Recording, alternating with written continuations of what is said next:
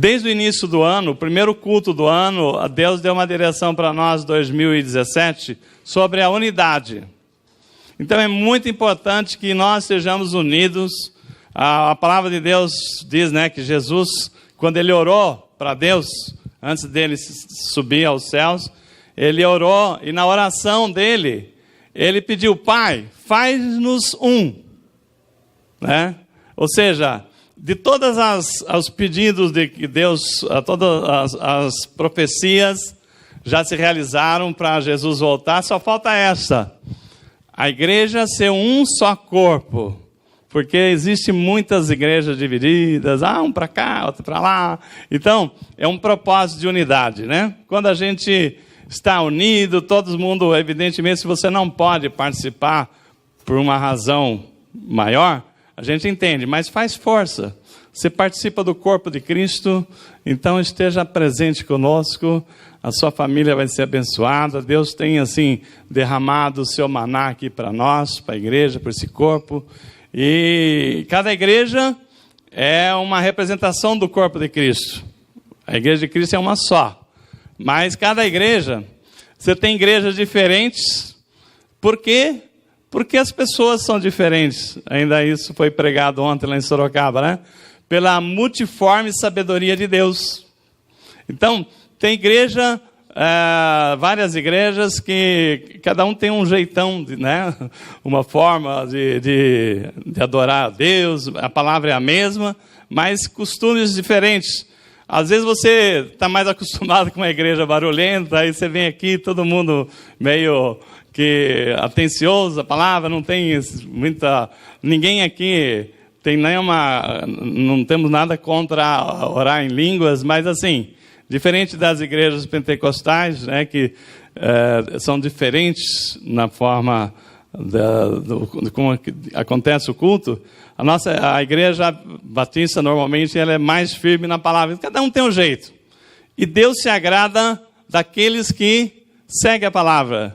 Então não importa se é com pulinho, se é mais quietinho. Então, cada igreja tem um jeito. Então, você está na Igreja Batista da Família aqui em Osasco. A nossa visão é família. E como família, nós queremos estar juntos. Né? Queremos estar abençoando uns aos outros, como a Ellen lembrou aí no início, né, dos girassóis, que quando o tempo está nublado, um olha para o outro para receber energia do outro. Assim também é o corpo de Cristo, né? Nós temos que nos aquentar um ao outro. Irmãos, vamos orar antes de começar a palavra. Feche seus olhos, Pai. É em nome de Jesus que eu agradeço, Pai. Estamos aqui na Tua casa, nesse domingo glorioso, onde nós já prestamos a nossa adoração ao Senhor, através do louvor, através da adoração, da palma. Agora nós queremos adorar o Senhor com os nossos ouvidos. Nós queremos ouvir a Tua voz. E damos plena liberdade para o Espírito Santo ministrar os nossos corações. Fala através do Teu servo, Pai. Fala que o Espírito Santo venha ministrar em nossas vidas nessa noite. Que essa palavra que o Senhor preparou para nós nessa noite, ela nos encontre corações ensináveis, corações abertos, para que seja ministrado. E hoje, Pai, o dia da ceia do Senhor, nós possamos lembrar tudo aquilo que o Senhor já fez, o Teu amor por nós, para que nós possamos cada vez mais estarmos apaixonados pelo Senhor, como nós cantamos aqui nesse louvor, Pai. Nós Te agradecemos a oportunidade. Fala, Espírito Santo, que nós ouvimos. Fala, Senhor, que a palavra venha encontrar, Senhor Deus, em nossos corações um solo perfeito para germinar e produzir frutos que agradam ao Senhor, em nome de Jesus. Amém. Irmãos, quando nós falamos aqui, saindo um pouquinho fora do que seria a palavra, mas falando um tema da palavra, reformas. Alguém que trabalha com obra já me disse que é mais fácil construir uma casa do que reformar uma casa. Porque é complicado, né? Quando você vai construir uma casa, você desenha a planta, você prepara de acordo com o terreno, né? Você idealiza um projeto. Mas quando vai reformar, é muito complicado, né? Porque você tem que tomar cuidado para não cair o que já está feito. E quando a gente fala em reforma, em concertos, reforma, concertos, a gente fica olhando também quando eu estava pensando sobre o assunto, hoje tem muitas coisas descartáveis, né? Vocês já perceberam? Que muitos eletrodomésticos, muitos eletrônicos, às vezes, quebram. Fica mais caro você consertar do que comprar um novo, né? E aí, nisto, essa colocação, consertar é mais difícil do que fazer de novo. Eu me lembrei, né, Deus estava ministrando o zelo que Ele tem com o seu povo. Desde o princípio, né, o Deus que cuida de nós, um Deus que nos ama, que cuida, Ele tem assim trabalhado muito para completar a sua obra em nossa vida. Muitos de nós aqui, não vou falar nem os que estão lá fora, que não conhecem a palavra, mas muitos de nós, às vezes, dentro da igreja, não lembramos, não valorizamos que Deus não vê só o hoje. Ele vê tudo o que Jesus veio para anunciar o reino de Deus. Amém? Hoje, nós não temos assim, é certo que essa vida está tão atribulada, tantas coisas acontecendo, que a gente se preocupa tanto com a família, com o orçamento, com isso, com aquilo, mas Deus, Ele olha o todo, né? E essa vida nossa aqui é uma passagem. E as pessoas não estão entendendo que é como se você estivesse entrando, você entrou numa faculdade, na universidade, você quer ser um advogado, um médico, você tem que se formar. Você tem que completar aquele estágio, ser aprovado, para depois ocupar aquilo que lhe é de direito. Você formou, você tem uma carteirinha da OAB, enfim. E aí, nós estamos falando assim de um plano maior. Deus, quando Ele olhou para nós, quando Ele criou o homem, Ele não criou para nós ficarmos a vida inteira aqui nessa terra. O reino de Deus é que é o nosso futuro, amém? O reino de Deus, a eternidade que é o foco. E nisso, eu queria dizer para vocês uma coisa interessante. Deus trabalhou 6 dias, segundo a palavra de Deus, né? Para criar o mundo, todas as coisas, os seres visíveis, invisíveis, o universo, tudo que você pensar, Deus construiu em 6 dias. Aí o homem pecou. E para consertar esse erro do homem, Deus preparou a salvação. Criar o mundo e todas as coisas que nele há, Deus demorou 6 dias apenas. Mas para preparar a salvação do homem, deu trabalho. É o conserto que eu falei para vocês, né? É muito mais fácil fazer do que consertar. Mas como Deus não desiste de nós, há milênios que Deus preparou a salvação para nós. Há milênios que Deus tem trabalhado em nosso favor. E como dá o trabalho a salvação do homem e que as pessoas não dão o menor valor aí fora, né? Então, eu queria dizer para vocês isso, que Deus nos sonhou para nós uma eternidade. Mas o homem, quando Deus sonhou para nós uma eternidade, Ele fez alianças. Quantas alianças Deus fez com os homens? Quem é que está bom aí de escola bíblica? Hã? Quantas foram? Pode falar. 8. 8 alianças. Olha só, Deus fez 8 alianças com o homem. E não fez 8 de uma vez. Ele fez a primeira aliança, aliança edênica. Edênica porque é a aliança do Éden. E lá, em Gênesis 2:16, não precisa procurar, a aliança cumpria 2 princípios. Você pode comer de tudo do jardim do Éden, mas não coma daquela árvore do conhecimento do bem e do mal. Pronto. O homem pecou E aí veio toda uma situação. E aí Deus fez uma outra aliança.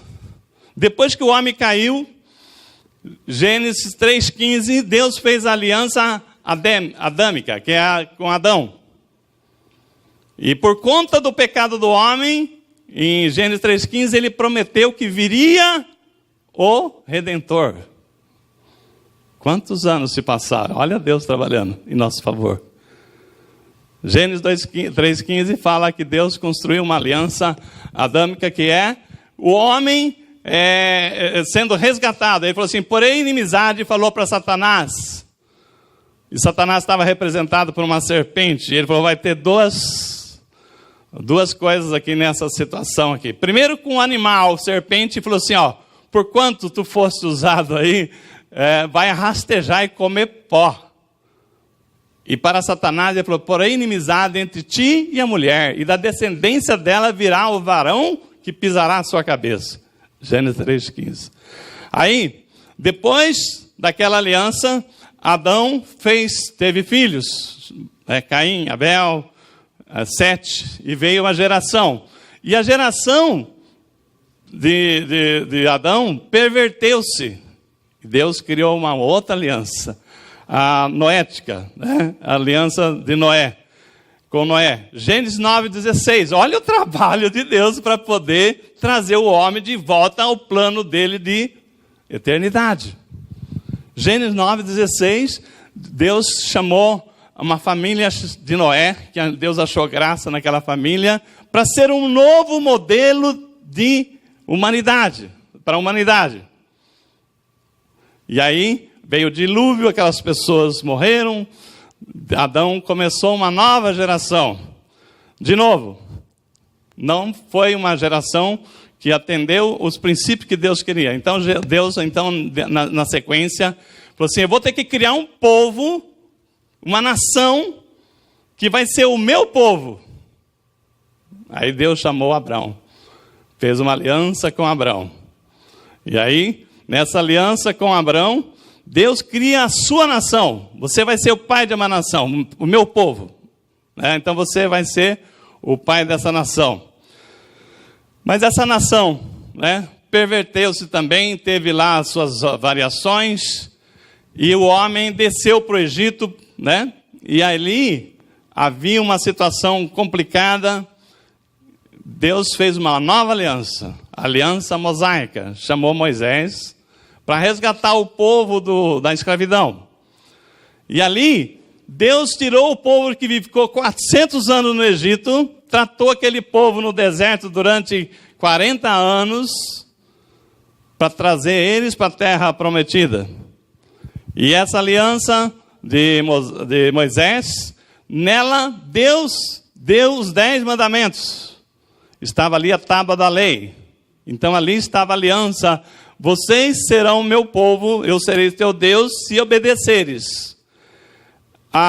Nós vimos que as 12 tribos que se formaram, que ali a partir dos filhos de Jacó, formaram as 12 tribos, e houve muitas dissensões, e Deus fez mais uma aliança. Deus teve que castigar, teve que levar o povo para o cativeiro, teve que deixar a Babilônia pisotear em cima do povo de Deus para eles aprender, porque eles abandonaram Deus, trocaram Deus, fonte de água viva, por cisternas rotas, pessoas que não levam a nada. E Deus então fez mais uma aliança, a aliança palestina, que está lá em Deuteronômio 33, que falou assim, se o meu povo se arrepender, quando o povo de Deus se arrepender, chegar no tempo certo, ele vai reunir todo o povo espalhado por esse mundo, e o povo judeu se espalhou, e vai trazer tudo de volta para ele. É a aliança da Palestina. Depois, ele fez uma aliança, a aliança davídica, que é a aliança com Davi, que da sua descendência viria aquele que fecharia toda a linhagem de rei, que viria Jesus. Então, o alfa e o ômega, aquele que é o princípio e o fim. Aquela porta que abre ninguém fecha, que fecha ninguém abre. Olha o trabalho de Deus para salvar o homem. Olha só, quantos anos se passaram. Deus fez essa aliança com Davi, 2 Samuel 7,15, né? Que viria aquele trono, nunca mais sairia da família de Davi. E por isso que chamam Jesus, filho de Davi, né? Ele é da linhagem de Davi. E por fim, veio a oitava, que é a nova e eterna aliança, Jesus, que veio fechar, né, todo o plano de Deus para levar o homem para a eternidade. Vocês concordam comigo? Que trabalho que Deus teve e ainda tem. Porque o que aconteceu? Jesus veio para pregar o reino de Deus, trazer para o reino de Deus a boa nova, que agora, né, a lei que as pessoas não cumpriam, Jesus trouxe de forma que os 10 mandamentos se resumem em 2 grandes mandamentos. Amar a Deus sobre todas as coisas, com todo o teu entendimento, com toda a força da tua alma, do teu coração. E o segundo, não menos importante, amar ao próximo como a ti mesmo. Quando você cumpre esses 2 mandamentos, você cumpriu os 10. Irmãos, sobre o Evangelho de Jesus Cristo. Acreditem se quiser. Depois que Jesus veio, já fazem 2017 anos, amém? É fácil, né? Porque a contagem dos anos começou depois de Cristo. Cristo dividiu a história. Antes de Cristo e depois de Cristo. Então, 2017 é o ano conhecido pelo mundo inteiro da vinda de Jesus. 2017 anos se passaram. Que Deus deu ao homem, através de Jesus, formou discípulos, formou a igreja primitiva, formou a igreja de Jesus, mas sempre com muita resistência, né? Para que o homem recebesse a salvação. Tanto é que para Jesus nascer, você lembra como Herodes tentou cortar a cabeça de todas as crianças para que Jesus não nascesse? O que Satanás tem trabalhado para que o mundo não conheça o Evangelho. Não foi só isso. 1517 anos se passaram e a Bíblia, essa palavra que nós conhecemos hoje, ficou escondida.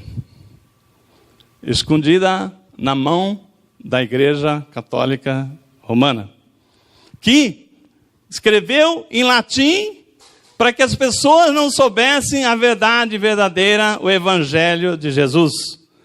Então a Igreja de Jesus Cristo, que Roma assumiu, pegou a palavra de Deus, que é os ensinamentos dos apóstolos, e escreveu ele em latim.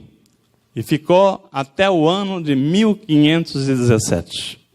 Portanto, eu estou falando tudo isso para você saber, se você já sabe, que no dia 31 de outubro de 1517, Deus iluminou, então, um homem chamado Martinho Lutero para fazer a reforma da igreja.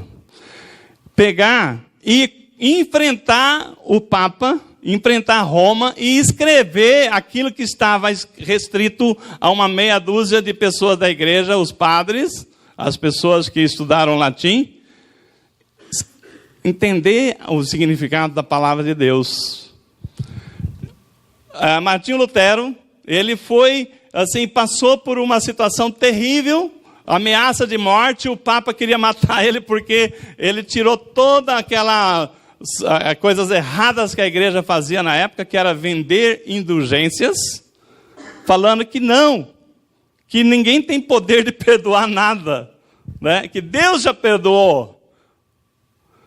E nisso, nós temos uma data muito importante, 31 de outubro de 1517, o dia da reforma protestante, o dia em que a igreja da Alemanha se rebelou contra a igreja de Roma e criou-se, e o Martinho Lutero passou então a traduzir essa Bíblia que nós lemos hoje em todas as línguas. Então hoje, eu e você, o mundo inteiro tem a liberdade. O Império Romano caiu depois disso, né? Passou-se o tempo, né? Perdeu aquele domínio, mas uma grande conquista né? Nós somos chamados, o crente é chamado de protestante porque protestou-se contra aqueles ensinos errados que se fazia da igreja, da palavra de Deus, né? Muito bem, agora eu queria dizer para vocês o seguinte: faz 500 anos então, fez 500 anos, dia 31 de outubro, semana passada, então foi uma data histórica. Faz 500 anos que a palavra de Deus foi liberada para o mundo inteiro conhecer a verdadeira palavra que Deus passou através dos seus profetas. Agora eu queria dizer uma coisa que talvez você não saiba. Que o Brasil, dia 12 de janeiro de 2016, o Congresso Nacional aprovou uma lei e o presidente sancionou essa lei, 13.246, colocando o dia 31 de outubro como Dia Nacional da Proclamação do Evangelho em todas as igrejas cristãs do Brasil. Amém? Assim como tem o dia da independência, assim como tem o dia de Tiradentes, só não é feriado, né? Mas nós temos o Dia Nacional da Proclamação do Evangelho no Brasil. Lei 13.246. Você sabia disso? Eu tive o prazer, né, de pegar a lei, imprimir com aquele símbolo lá do escudo da República, né? Proclamado uma lei para a proclamação do Evangelho no Brasil. Olha que lindo! Mas precisou de tudo isso para o Evangelho chegar a nós. 1517 anos ficou fechado, né? Irmãos, toda essa luta que nós estamos falando aqui é para que o Evangelho não fosse levado.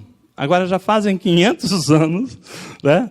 Faz 500 anos, foi mais ou menos na época do descobrimento do Brasil, que o Evangelho está liberado, que nós temos acesso à Bíblia.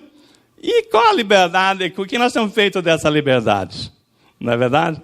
Tem povos que não tinham e queriam, eram explorados e tal. Hoje nós temos acesso à palavra, fazem só 500 anos. Mas saiba vocês que o ano passado, o Brasil tem uma lei para que o dia 31 de outubro seja o dia da proclamação, o dia nacional da proclamação do Evangelho no Brasil. Grave isso, né? A importância do Evangelho é reconhecida pelo governo, na sua representação legal, que é o Congresso Nacional. Então, essa é uma informação que a gente passou no grupo WhatsApp, mas como a igreja está meia, não percebi nenhum comentário, nada, né? Poucas pessoas comentaram, então eu queria registrar aqui. 31 de outubro tem uma lei que é para proclamar o Evangelho nas igrejas cristãs do Brasil, amém? Glória a Deus por isso. Então, para você ver o trabalho que Deus tem para levar para nós aquilo que Ele preparou, que era para estarmos desde da época de Adão, vivendo com Deus, mas como o homem pecou e se afastou, para Deus trazer o homem de volta para Ele e viver a eternidade. Olha o trabalho, quantos anos, quantas lutas. Por isso, irmãos, Paulo escreveu aos Romanos 1:16. Ele falou uma coisa assim: eu não me envergonho do Evangelho. Tem gente que se envergonha do Evangelho, né? Eu vou fazer uma pergunta. Você nunca ficou assim meio, no começo, pelo menos quando você se converteu, de sair com a Bíblia debaixo do braço? Olha, o crente aí. Tem gente que é crente, agente secreto. Ninguém sabe que ele é crente. Não, senão vão tirar sarro de mim. Poxa vida, né? Paulo falou o seguinte: eu não me envergonho do Evangelho. Porque o Evangelho é o poder de Deus para a salvação. Irmãos, por que tanta luta contra o Evangelho? Porque o Evangelho é o poder de Deus para a salvação. O Evangelho não lido é, como disse aqui o irmão Douglas, né, uma arma guardada na gaveta, né? Você é um poder O Evangelho é o poder de Deus para a salvação. Mas, pastor, não é muito forte essa palavra?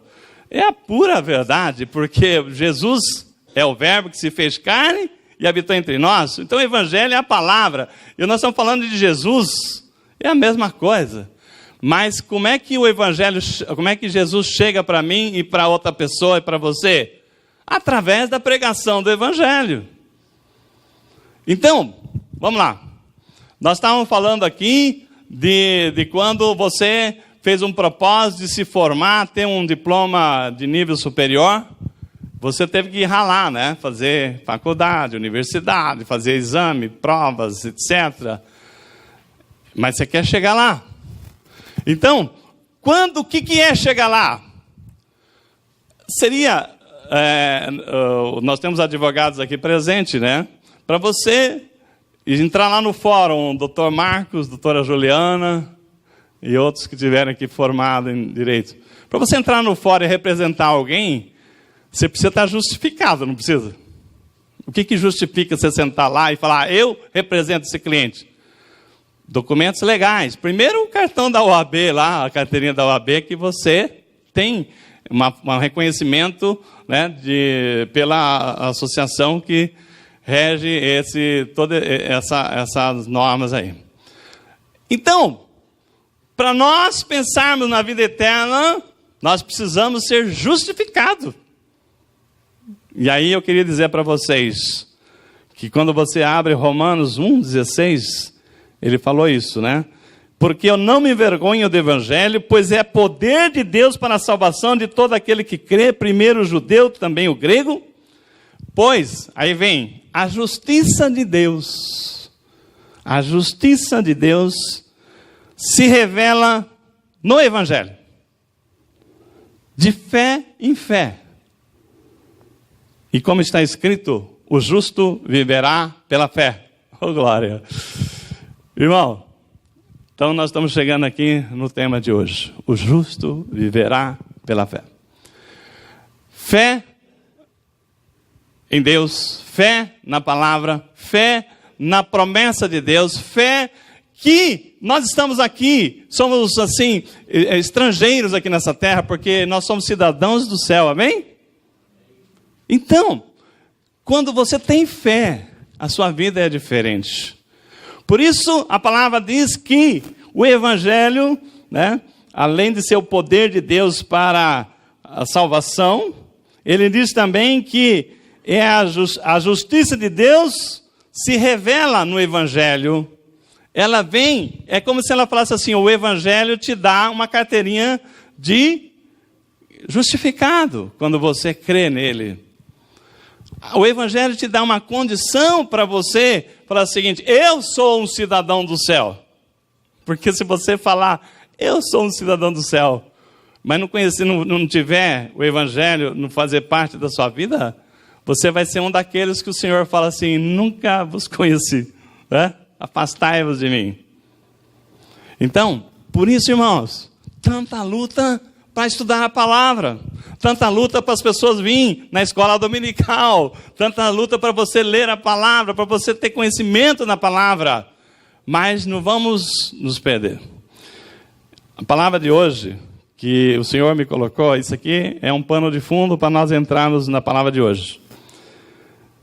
De toda essa estratégia de Deus para trazer o homem para perto de si, para viver a eternidade, que é o sonho de Deus, o amor de Deus é tão grande que ele falou assim, não tem problema, o homem errou, mas eu conserto, faz uma nova aliança. O homem errou, mas eu conserto, outra aliança. E chegou a aliança final, que é Jesus Cristo. Não tem mais aliança. Essa é a nova e eterna aliança. E como é que ela se justifica em nossa vida? E eu queria que vocês entendessem a estratégia de Deus, porque Deus é perfeito, mas o homem não é perfeito. Então esse plano de Deus, né, Deus precisou preparar essas alianças, e quando nós vamos falar da nova e eterna aliança, tem cláusulas diferentes da lei, que eu queria que vocês abrissem comigo, Hebreus 8, para nós entendemos essa passagem aqui. Não se preocupe que nós não vamos ser muito Não vai ter muita teologia, não. Vai ser poucas palavras, nós vamos entender a mensagem aqui que Deus está nos chamando para essa noite. Vamos lá. Olha só o que Deus preparou aqui. Hebreus 8, no verso 8, fala sobre a nova aliança, as novas cláusulas da nova aliança.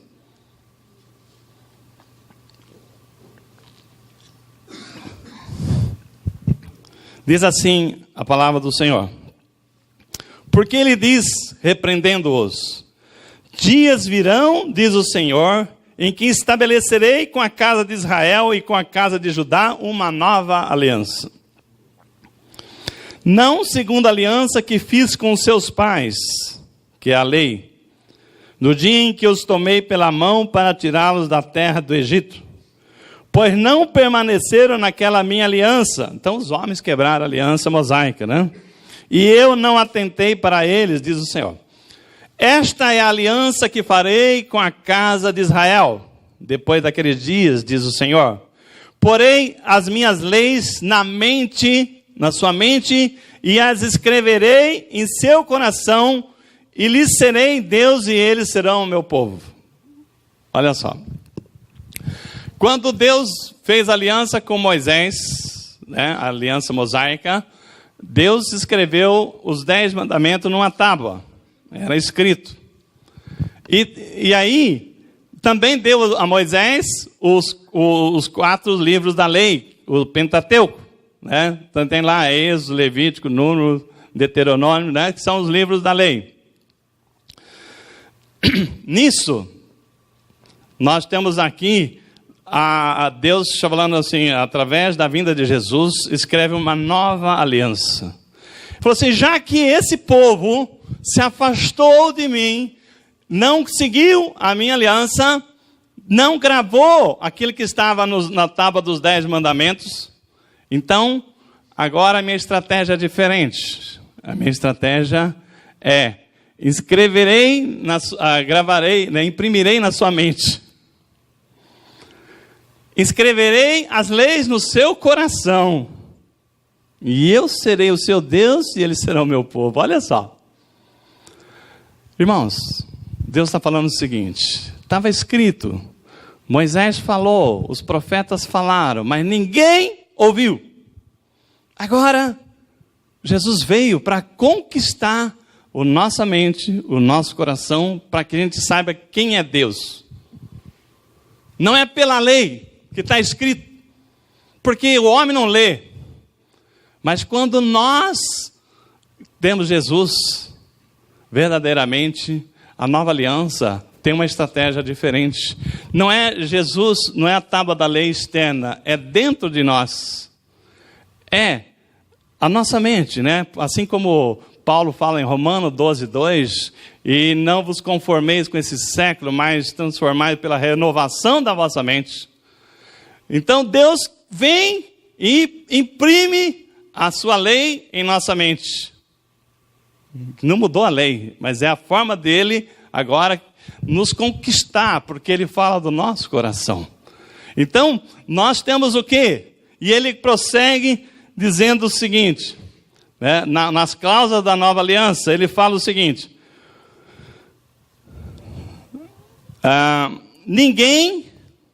e eu serei o seu Deus, ele será o meu povo, e ninguém terá que ensinar ao próximo nem a seu irmão, dizendo: conhece o Senhor, porque todos me conhecerão, desde o menor deles até o maior. Ou seja, não é falar conhecer o Senhor, porque as pessoas conhecem a Deus e conhecerão, todos ouvirão falar de Deus. Mas eu quero saber quem é que vai ter o Senhor no seu coração. Amém? É diferente. Porque até o diabo conhece a Deus, não é verdade? Pai, eu conheço a Deus. Quantas pessoas você não conversa? Eu conheço Jesus, eu conheço a Deus. A palavra diz que né? Jesus não virá enquanto todos não conhecerem ao Senhor. Agora, aqueles que vão para o céu são todos que conheceram? Não, porque até o diabo conhece Deus. Melhor que muitos de nós, né? Porque ele estuda, né, aquele que é o seu alvo, um dia quis ser igual a Deus. Irmãos, e a palavra prossegue dizendo que no verso 13, no verso 12, pois eu serei misericordioso com suas obras, não me lembrarei mais dos seus pecados. Ao dizer que essa aliança é nova, ele tornou antiquada a primeira, e o que se torna antiquado e envelhece está perto de desaparecer. Então, Paulo está dizendo o seguinte: a nova lei é essa. Por que Paulo, quando fala da salvação, ele fala que você, em Romanos 10, 9, se você confessar em Jesus com seus lábios e crerem no seu coração, né? Muitas pessoas que aceitaram Jesus só da boca para fora não tem salvação nenhuma. Porque a palavra diz que quem confessar Jesus com seus lábios e crer no seu coração. Por isso a lei, o evangelho tem que estar escrito na nossa mente, impressa na nossa mente e escrito no nosso coração. Irmãos, antes vocês entenderem um pouquinho a quem vive ainda baseado na lei e quem não entendeu a nova e eterna aliança. Imagina que tivesse uma lei, né, ainda pela lei, vamos falar assim, que eu fosse colocar o casamento, os 10 mandamentos do casamento, para vocês entenderem. Aí eu vou fazer aqui uma montagem aqui. Eu vou falar o seguinte, né, os 10 mandamentos do meu casamento. Aí eu diria assim: a minha esposa, Neuza, me amarás de todo o teu entendimento, de todo o teu coração, de toda a tua alma. É o primeiro mandamento. O segundo mandamento: a Neuza beijará o seu marido. Eu estou fazendo uma montagem aqui, né? Não está na Bíblia, não. Terceiro mandamento: a Neuza fará para ele comidas deliciosas e cuidará das suas roupas, da sua casa, como ninguém, né? Terceiro mandamento. Quarto mandamento: a Neuza, como sua esposa, não lhe negará o sexo toda a noite, né? Terceiro mandamento. Quarto mandamento, é o seu quarto. O quinto mandamento: a Neuza será fiel ao seu marido. Né? Suponha que fosse esse aqui, para a gente fazer uma simulação com a lei. Aí, eu chego em casa, segunda-feira, depois de um dia de trabalho, né? Chego em casa assim, e aí a Neuza vem ao meu encontro, toda alegre, me abraça e me beija, né? Eu falei assim: o que é isso, né? Por que isso? Aí eu fui estranho, falei: por que isso? Ela falou assim: você não sabe? Né? O segundo mandamento: beijarás o seu marido. Estou cumprindo o mandamento. Ah, tá bom. Aí, depois que eu tomo um banho, que eu vou preparar para jantar, chego lá na cozinha, uma lasanha, na segunda-feira, uma lasanha que incomparável, né? Ela é mestre nisso. Aí eu falei: não estou entendendo. Segunda-feira, essa comida deliciosa. Ela falou assim: ué, você não sabe? Né? Terceiro mandamento: fará comida deliciosa para o seu marido. Né? Terceiro mandamento. Estou cumprindo a lei. Ótimo, tá ótimo, gostei, né? Continua assim, né? Aí, chega a noite, né? Passou, né? Vamos deitar, e ela está toda produzida tal, e vai ser, né, uma noite agradável, né? E aquilo que estava previsto lá, uma noite de sexo, não obsteve. Tem mulher que fala: estou com dor de cabeça e não sei o quê. Não teve nada disso. Aí eu falei assim: eu não estou entendendo. O que aconteceu? Eu falei assim: como você não está entendendo? Quarto mandamento: a Neuza fará o sexo com seu marido. Né? Quinto mandamento: será fiel. Ó, tá bom, tá ótimo, cumpriu a lei, tá legal. Agora eu pergunto, maridos, né, tudo de bom. Você acha que isso vai durar muito tempo, assim, todos os dias, cumprindo a lei, cumprindo a lei, cumprindo a lei? Uma hora não vai fazer do mesmo jeito, não é verdade? Agora eu pergunto: é isso que nós queremos da nossa esposa? Cumprir a lei? Não, eu prefiro que ela faça tudo isso por amor, não é verdade? E não pela lei. Foi isso que Deus fez. Deus falou o seguinte: nada de escrever, tem que cumprir a lei. Agora, é no coração. Esse negócio de eu vou na igreja porque é lei, se eu não for no culto vai me dar um problema, essa semana não vai ser boa, né? Se eu não der oferta, o gafanhoto, isso, porque está escrito. Irmãos, será que Deus, assim como o marido, a princípio ficaria contente, olha que beleza, né? Cumpridora da lei, mas espera aí, eu estou vendo que é forçado esse negócio. Eu estou vendo que a pessoa vem, mas que preferia não vir.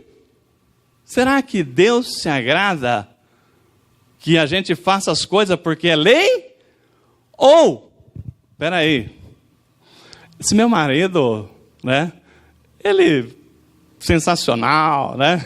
Meu marido vê, se coloca no meu lugar, sabe das minhas dificuldades, então eu quero fazê-lo feliz e não cumprir a lei. Não é diferente? Então, quando nós fazemos as coisas para Deus, porque nós amamos a Deus, porque Ele nos amou primeiro, e assim Deus fez com o marido e mulher. Marido, amai vossas esposas, é a ordem para os maridos. Porque depois que o marido ama a sua esposa, fica fácil para a esposa amar o marido, não é verdade? Por isso que alguém tem que amar primeiro. E Deus nos amou primeiro, ao dar seu Filho para nós, para morrer no nosso lugar.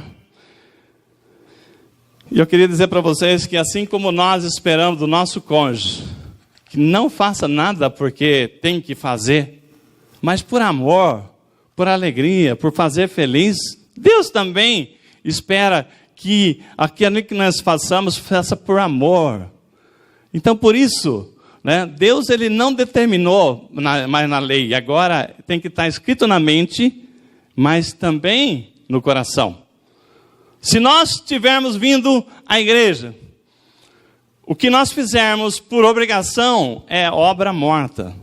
Sabe o que é obra morta? Lembra aquela passagem de Coríntios que fala: a sua obra é edificada com palha, feno, madeira, ouro, prata ou pedras preciosas. Aquilo que você faz, né, por amor a Deus, porque você sabe que nós temos um Deus que cuida da gente, que está, desde que o mundo foi feito, antes disso Ele já tinha pensado em mim e em você. Esse Deus que cuida da gente, que quer que nós façamos o certo, porque Ele sabe que tem muita gente que não vai fazer o correto, mas Ele aposta que aquele que andar segundo as minhas leis, entender que eu amo, esse vai ter, porque Deus é justo, porque Deus é amor, mas Deus também é justo, né? Deus é justiça, e Ele não pode mudar isso. Mas lá na cruz, a justiça se encontrou com o amor. Jesus pagou o nosso preço na cruz, e o amor estava lá também. Então, nessa obra da cruz é que nós vemos quanto que Deus nos ama. Então, vir ao culto para dizer que eu tenho que ir porque é uma obrigação, porque afinal de contas eu sou crente, isso aí é religiosidade, né? Isso não agrada a Deus, você falar, tenho que ir. Eu vou porque senão, né? Já viu, né? Sobreiro, isso, aquilo, não fica bem, né? É a mesma coisa. Então, por isso que a justificação é pela fé. E é de fé em fé que a justificação acontece. Então, cuidado, porque quando eu faço, mas não tenho fé, se eu faço porque está escrito, eu não acredito. Então, o justo viverá pela fé. Isso é muito importante. Quando eu falo viverá, não é só respirar. Todas as coisas na nossa vida funcionam em função da fé. A nossa salvação é pela fé. Mas também a vida plena é pela fé. Porque naquilo que você acredita é o que você vive. Se você fala, eu vou, mas não acredito, então você não vem aqui adorar a Deus, você vem aqui na hora do louvor, às vezes alguém levantou a mão, você levantou a mão também, mas não tem aquele sentimento, né, maior, né, de estar fazendo uma reverência àquele que é o nosso grande Senhor, aquele que, né, que ouve as nossas orações. Então, o que nós estamos falando aqui? A nossa salvação, todo mundo já entendeu, mas é só para lembrar, que é pela graça. nós não conseguiríamos nunca conquistar, porque Jesus pagou um preço que ninguém de nós conseguiríamos pagar. Então, a salvação, eu diria que é um presente de Deus para nós. E presente você não paga, você ganha, não é? Então, por exemplo, aniversário da minha esposa ontem, né? Então eu falei assim, eu vou comprar um presente para agradar a minha esposa. Aí, cheguei com o presente para ela, e quem ganha, recebe o presente, tem que fazer o quê? Receber, na verdade. Tem 2 trabalhos, receber e curtir o presente. Agora, quem deu o presente? Teve muito mais trabalho, não é verdade?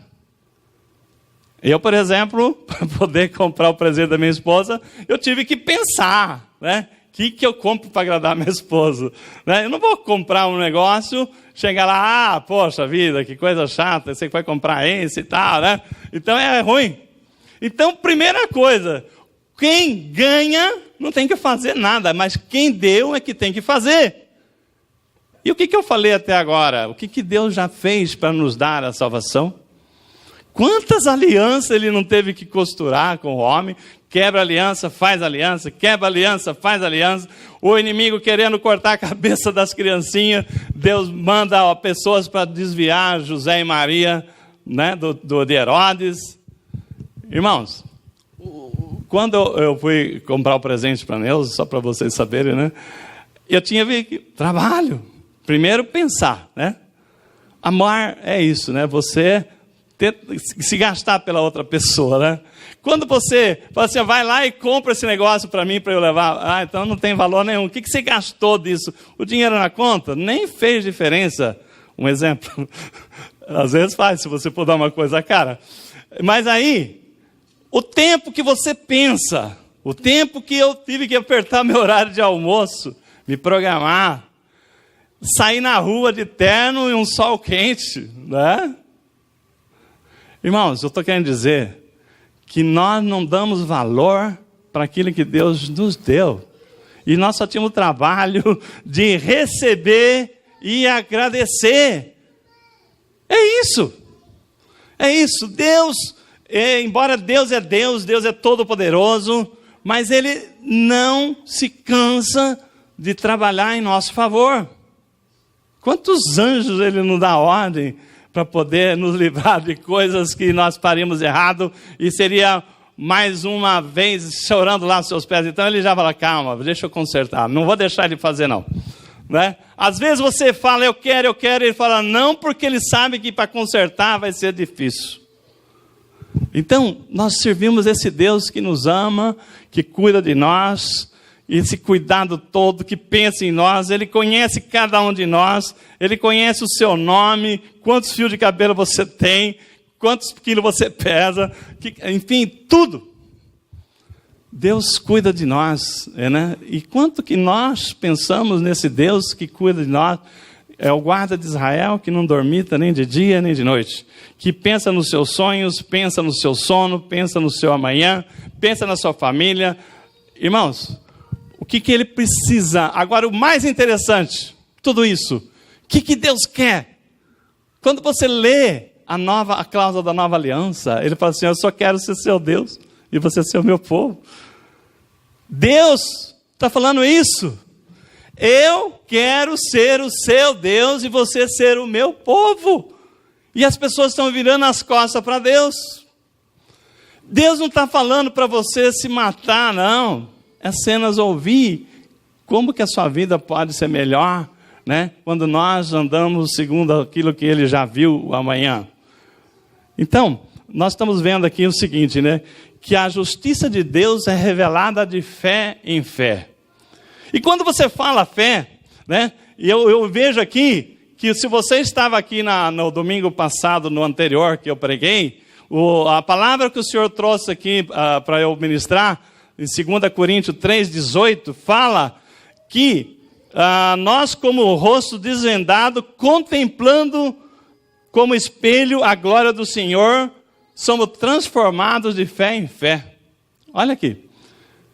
Irmãos, a semana inteira, orando, buscando a Deus a direção para a palavra de hoje.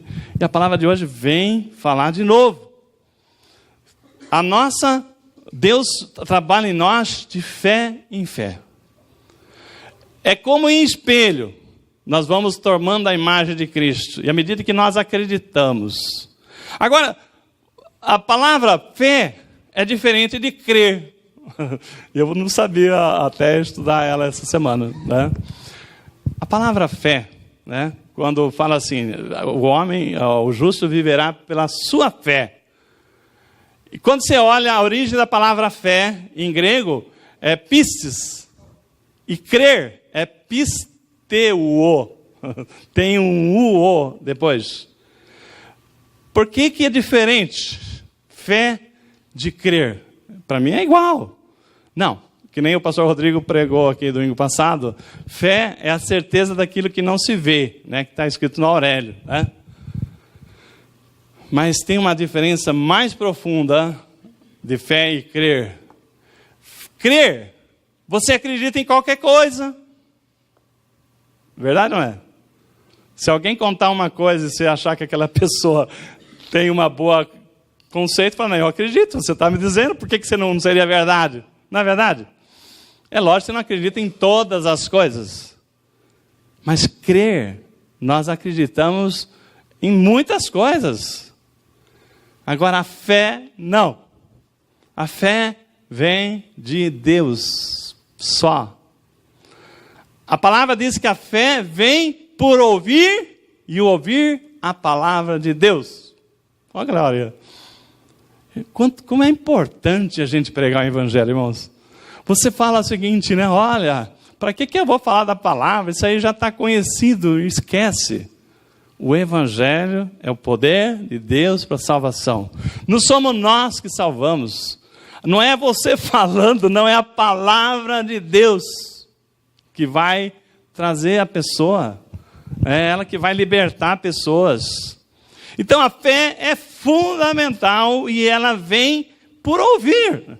Agora, se nós não ouvimos a palavra, se nós não pregamos a palavra, eu queria dizer o seguinte, fazer um desafio aqui.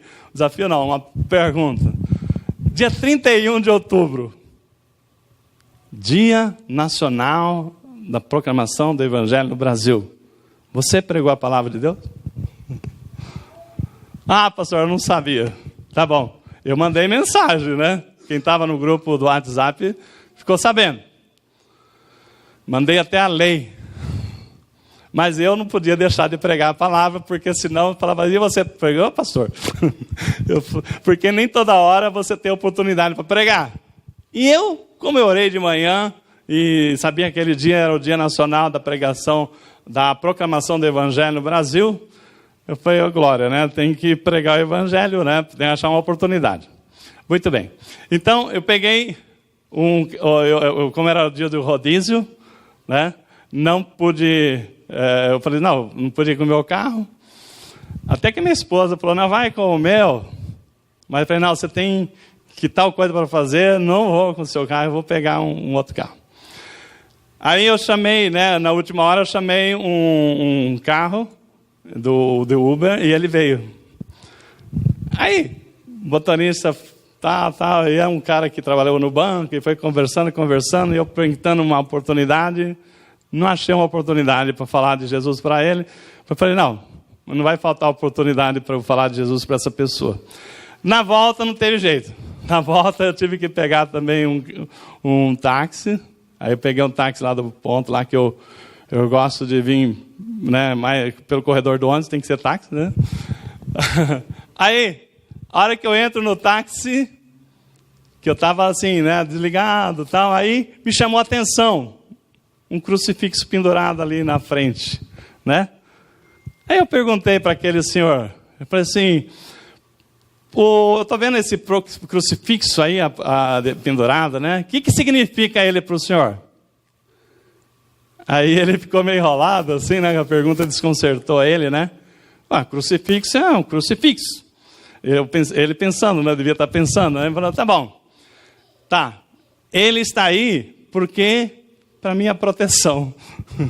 Eu falei assim, eu olhei lá, né, falei assim, esse crucifixo aí, interessante ele, muito diferente de alguns que eu vejo que tem a imagem de Jesus pregada ali, né? Esse está limpo, né? Eu falei assim, o que significa esse crucifixo, senhor? Ele falou assim, né? Para mim é proteção. Eu já fui assaltado 8 vezes. Aí ele começou a contar a história dele, que ele já foi baleado, e ele tinha uma bala não sei aonde. Eu falei, meu Deus. Eu falei assim, mas como assim proteção? Aí ele se enrolou. Eu falei assim, o senhor vai pegar esse crucifixo desse tamanho e bater no ladrão? Se ele vier te assaltar, né? Brinquei com ele, né? Eu falei assim, deixa eu abrir o jogo com o senhor. Eu conheço a palavra de Deus e queria falar da importância desse crucifixo para o senhor. Eu falei assim, olha, esse crucifixo tem uma diferença muito grande. Muitas pessoas carregam o crucifixo com a imagem de Jesus na cruz. E é um erro você ficar ali olhando o Jesus morto. O que Jesus morto pode fazer para você? Nada. Não é verdade? Alguém morto pode fazer alguma coisa? Eu falei assim, na minha igreja nós temos uma cruz, mas ela está vazia. E isso tem um significado tremendo, porque significa que Jesus ressuscitou, amém? E é aí que está a nossa esperança. Se Jesus tivesse morrido e só parou ali, de nada nos serviria. Então, quando você estiver saindo de casa, não pense que o crucifixo que vai te proteger, é Jesus que vai te proteger. Então Jesus sim, ele é, a palavra Jesus, no grego, é Yeshua, Yamashia. Né? Yeshua quer dizer Salvador, amém? Então Yeshua, Jesus quer dizer Yeshua, Yeshua quer dizer Salvador. E ele não só salva a tua alma do inferno, como ele te salva do assalto, te salva de uma situação. Então ele é o nosso intercessor, porque ele está vivo. A palavra de Deus diz que ele está sentado à destra do Pai, e ele morou aqui 33 anos, e 3 anos no seu ministério, ele andou pelo mundo, e ele está lá como nosso amigo, para todo aquele que nele crê, não pereça. Irmãos, olha só, com um crucifixo ali, quantos crucifixos você não vê nas casas? Pergunta para a pessoa o que significa aquele crucifixo para ela. E aí, pelas dicas que eu dei agora, você pode pregar o evangelho para a pessoa, amém? Eu falei, oh, glória, né? E aquele senhor, não deu tempo mas como ele está lá no ponto, lá perto, ainda vou pegar ele de novo. E eu creio que ainda nós vamos dar o testemunho aqui, que ele aceitou Jesus, não deu tempo, né? Mas a semente já foi lançada. Irmãos, o que nós estamos falando aqui? O Evangelho. O Evangelho é poder de Deus para a salvação. Não é brincadeira. Se nós temos no nosso país que foi aprovado lei para proclamar o Evangelho, nós não vamos proclamar. Quem é que vai falar do Evangelho? Eu mandei um videozinho né, sobre aqueles temas que as famílias vêm sendo atacadas. Aí eu recebi um vídeo de um padre pregando a mesma coisa que eu preguei aqui na igreja. Ele falou, não é possível os evangélicos falando e tal, nós também não podemos deixar para trás, porque as famílias estão sendo destroçadas e tal. Eu mandei para várias pessoas e muitos de vocês receberam. Talvez um estranhou, o pastor mandou um vídeo de um padre. Aí o legal é que uma pessoa respondeu assim para mim, poxa vida, né? Até as mulas falam, né? Eu não sei se ele quis chamar o padre de mula, mas eu respondi para ele. Isso é sinal que nós estamos perto do fim. Porque a Bíblia diz que até as pedras falarão, amém? Então, irmão, nós temos que não se envergonhar do Evangelho. Temos que saber que o Evangelho é palavra de salvação. E a fé... E o mais importante é ter fé, porque crer sem fé, se você professar Jesus da boca para fora, não resolveu nada. Se você, a palavra Romanos 10:9 diz sua boca confessar Jesus, e no coração você crê que ele é, né, Senhor e Salvador, aí sim, se você crer no seu coração, porque aquilo que eu falei, a mulher que faz tudo para o seu marido porque está na lei, uma hora ela cansa. Uma hora ela fala assim, que cozinhar que nada, que arrumar isso que nada. Agora, a mulher que ama o seu marido, se sente amada, ela não faz isso a vida inteira? Não é verdade? Não faz isso por obrigação, faz por prazer. É isso que Deus quer da gente. Nós não somos a noiva, Jesus é o noivo. Nós temos que corresponder, porque Ele já nos amou. Nós temos que amar.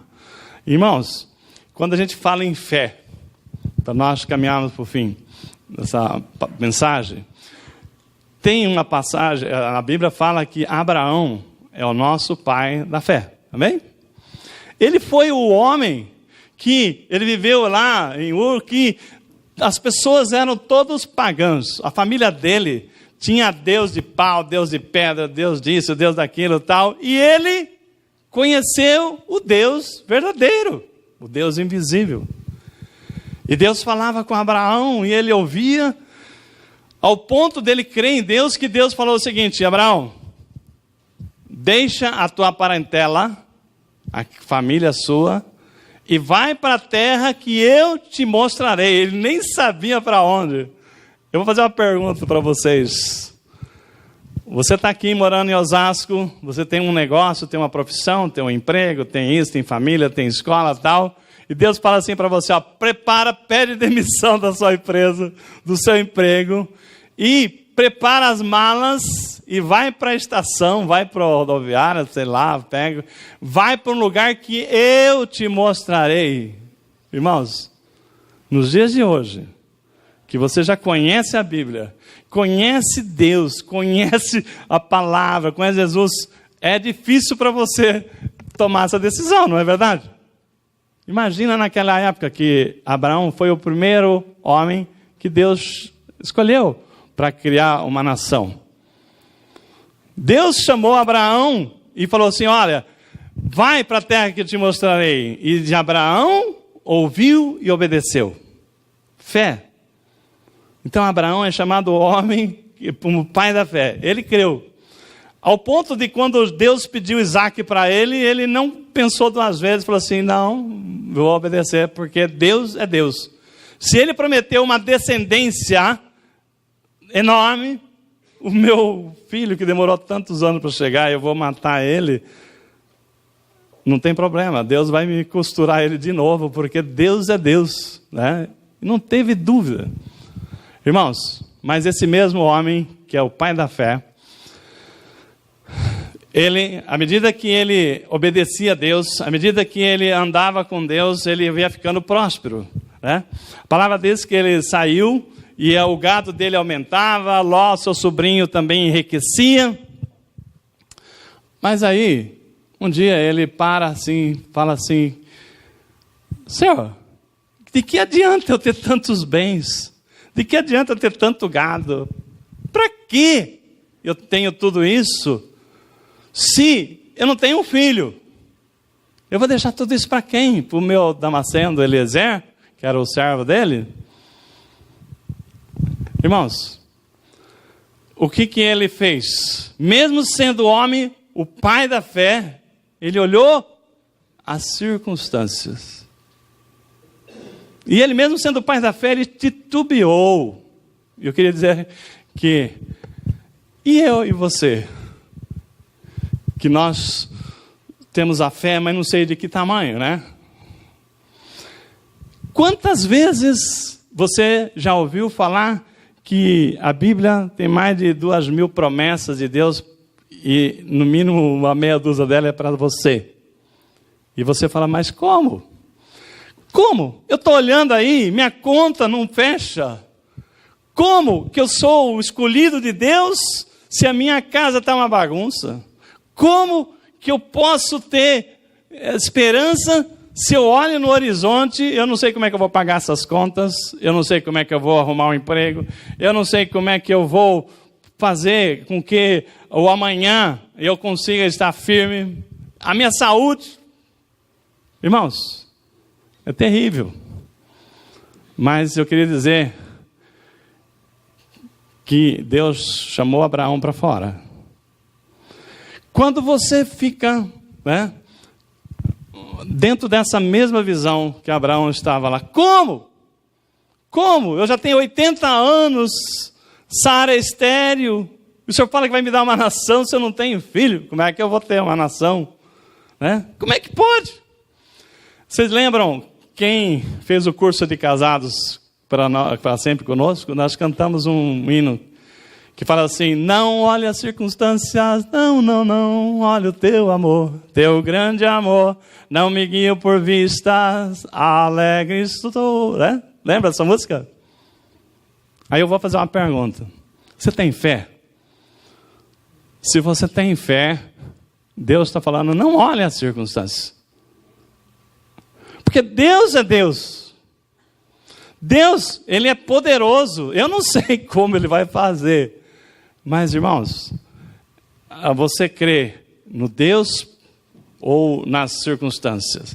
Se você crê nas circunstâncias, você não vai conseguir nada mesmo, porque sem fé é impossível agradar a Deus.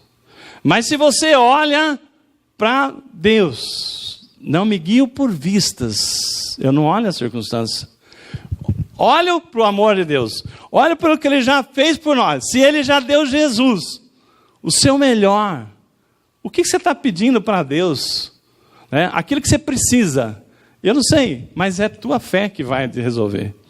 E Deus está falando assim, olha, não olhe a circunstância. Como é que Deus vai resolver? É Deus que vai resolver. Não somos nós aqui. Mas assim, se Abraão titubeou, não é feio falar que eu, você, algum de nós aqui, às vezes pode ser que nesse momento aqui, tem situações que você fala assim, não sei como vai ser. Enquanto você não sabe como é que vai ser, mas você está acreditando em Deus, amém. Mas, irmão, como foi pregado ontem em Sorocaba, fazia tempo que eu não via uma ilustração da pulga adestrada. E foi muito bom para poder trazer aqui para vocês hoje. Satanás é sutil.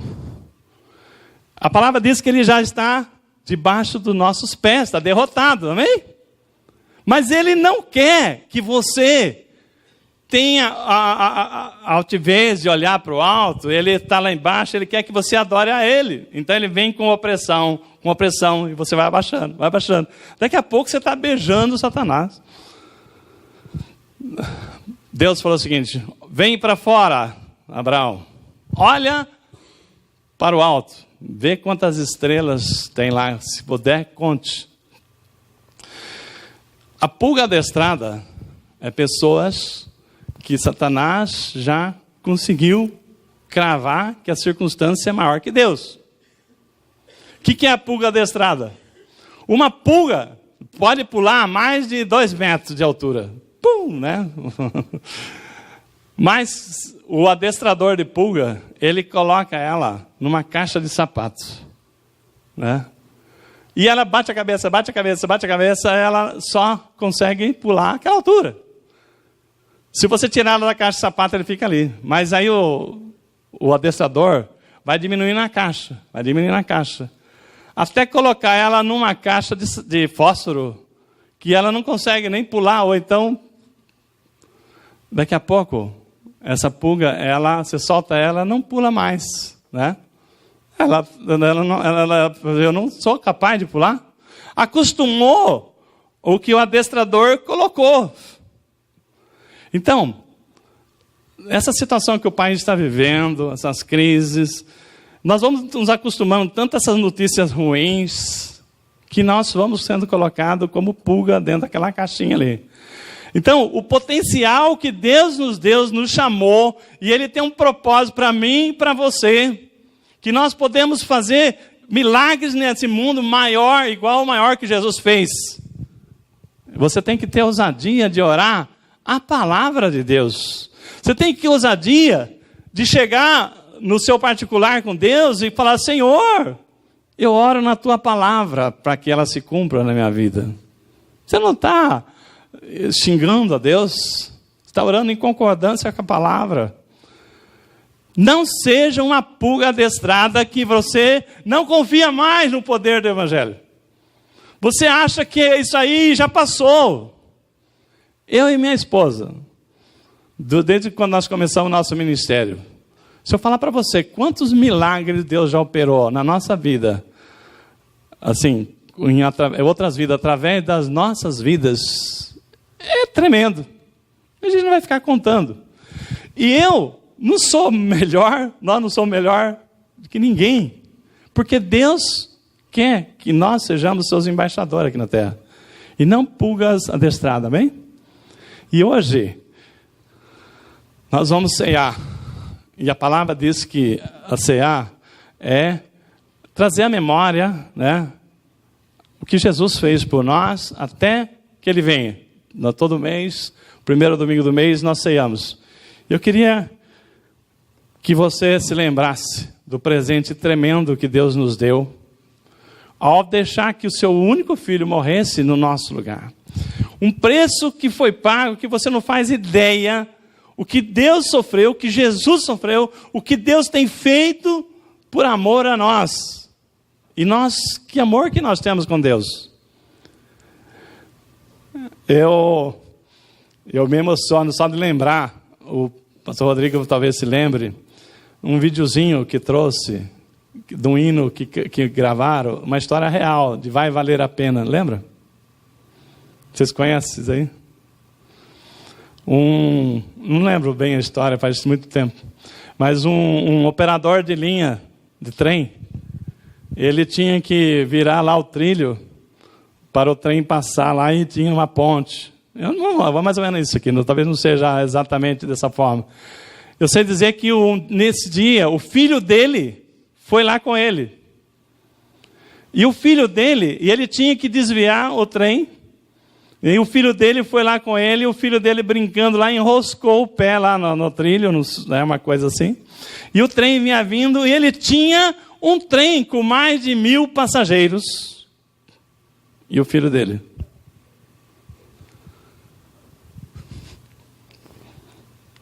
Pensa. Você tomar a decisão de para salvar um trem, ou salvar seu filho. Isso significa o que Jesus fez por mim e por você. Só uma frase. Fala para Jesus, vai valer a pena.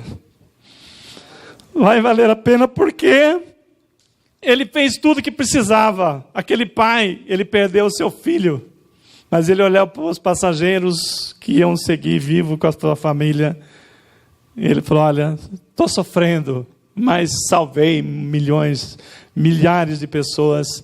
Irmãos, Jesus fez isso para nós. É tremendo, mas muitas pessoas não dão o menor valor. Então, a hora que estiver ceando, participando do corpo de Cristo até que Ele venha, vamos lembrar disso, vai valer a pena. Que a minha vida e a sua vida tem importância para Deus, não só para nós, mas para aqueles que estão lá fora esperando que você leve o Evangelho, amém? Ficar em pé.